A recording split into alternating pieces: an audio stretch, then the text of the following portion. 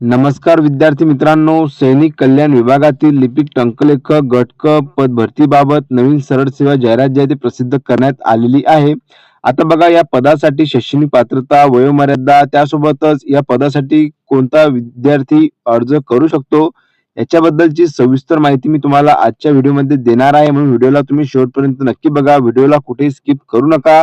आणि तुम्ही जर का चॅनलवरती पहिल्यांदा भेट देत असाल तर चॅनलला नक्की सबस्क्राईब करून ठेवा, जेणेकरून येणाऱ्या सर्व भरतीबद्दल तुम्हाला माहिती मिळत राहील. तर चला आपण व्हिडिओला सुरुवात करूया. तर बघा तुम्ही इथं बघू शकता की दिनांक 10 ऑक्टोबर 2025 या तारखेला जर बघितलं तर ही जी पीडीएफ आहे ती प्रसिद्ध करण्यात आलेली आहे. विषयामध्ये काय देण्यात आलेलं आहे बघा, सैनिक कल्याण विभागातील लिपिक टंकलेखक गट क पद भरतीबाबत स्थानिक वर्तमानपत्रांमध्ये विनामूल्य प्रसिद्ध देण्याबाबत बघा याची जी माहिती आहे शॉर्टमध्ये या आधी जर बघितलं तर वृत्तपत्रांमध्ये पण आलेली होती. त्याच्याबद्दलची माहिती मी तुम्हाला माझ्या टेलिग्राम चॅनलला दिलेली आहेच. आता बघा संपूर्ण जे माहिती आहे आपण ते जाणून घेऊया.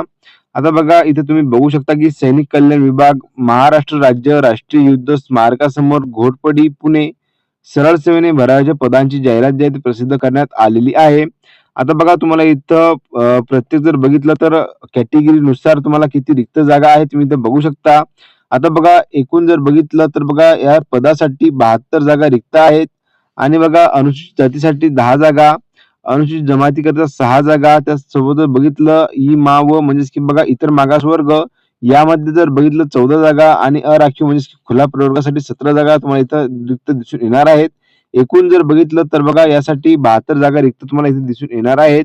आता बघा वरील पदांपैकी एक पद हे अपंग संवर्गातून किमान 40% अपंगत्व असलेल्या उमेदवारांमधून शासन निर्णय क्रमांक दिनांक 15/2/2021 मध्ये नमूद केलेल्या दिव्यांगत्वाच्या प्रकारानुसार तसेच कर्तव्य व जबाबदारीचा विचार करून गुणवत्ता उपलब्धतेनुसार भरण्यात येईल.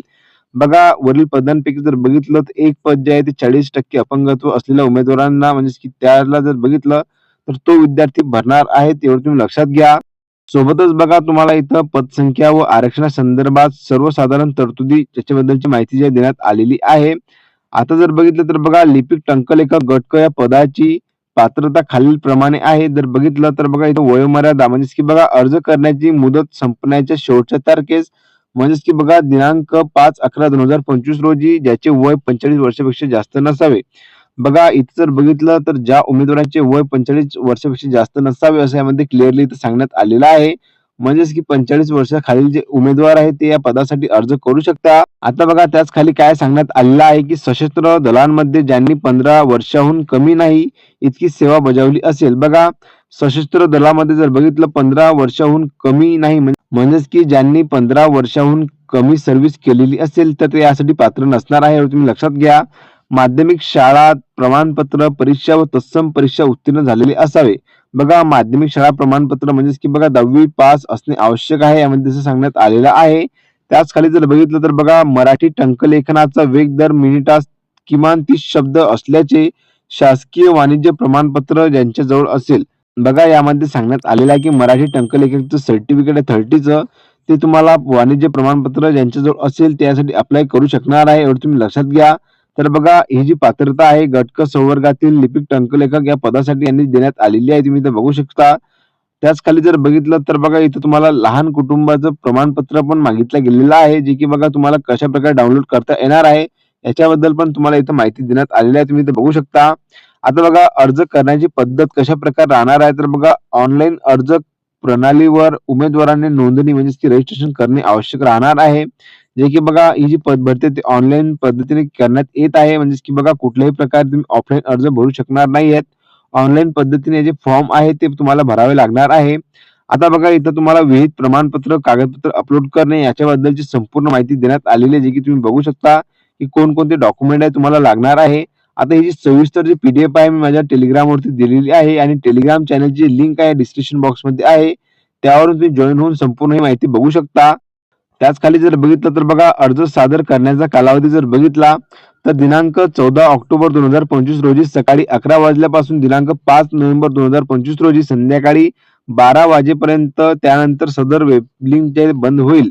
म्हणजे की बघा 14 ऑक्टोबर पासून जर बघितलं तर अर्जाला सुरुवात होणार आहे आणि अंतिम दिनांक जर बघितली तर बघा 5 नोव्हेंबर 2025 या तारखेपर्यंत ही जी लिंक आहे ते चालू राहणार आहे.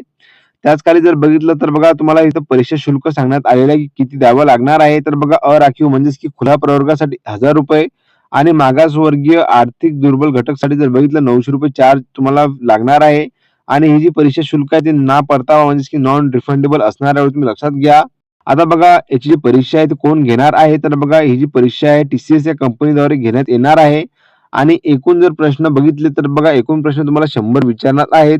आणि एका प्रश्नाला जर बघितलं 2 गुण ठेवण्यात येतील आणि माध्यमिक शाळा स्तरावरील मराठी, इंग्रजी, सामान्य ज्ञान व बौद्धिक चाचणी या विषयावरील जर बघितलं प्रश्नांकरिता प्रत्येकी 50 गुण ठेवून एकूण 200 गुणांची परीक्षा असेल. बघा एकूण गुण जर बघितले तर बघा 200 गुण आहेत आणि प्रश्न जर बघितले तर 100 आहेत. म्हणजेच की बघा एका प्रश्नाला 2 गुण तुम्हाला दिल्या जाणार आहेत. आणि जर बघितलं तर बघा इथं काय सांगण्यात आलेलं आहे, की जे उमेदवार लेखी परीक्षेत एकूण गुणांचे किमान 45% गुण प्राप्त करतील, अशाच उमेदवारांचा गुणवत्ता यादीत समावेश करण्यात येईल. बघा तुम्ही इथं बघू शकता, की यामध्ये काय सांगण्यात आलेलं आहे, की 45% ज्या उमेदवारांना मिळतील, तेच उमेदवार जर बघितलं गुणवत्ता यादीमध्ये त्यांचा समावेश करण्यात येणार आहे. तुम्ही लक्षात घ्या. आता 45% म्हणजेच की बघा तुम्हाला किमान 90 गुण घेणे आवश्यक आहे. तेव्हाच तुमची जे गुणवत्ता यादीमध्ये नाव येईल, एवढं तुम्ही लक्षात घ्या. आता बघा सर्वात महत्त्वाचं म्हणजे की या पदासाठी अर्ज कोण करू शकतो? तर बघा माजी सैनिकासाठी ही जर बघितलं ही भरतीची जाहिरात प्रसिद्ध करण्यात आलेला आहे. जो कोणी माजी सैनिक आहे तोच या पदासाठी अप्लाय करू शकतो, एवढं तुम्ही लक्षात घ्या.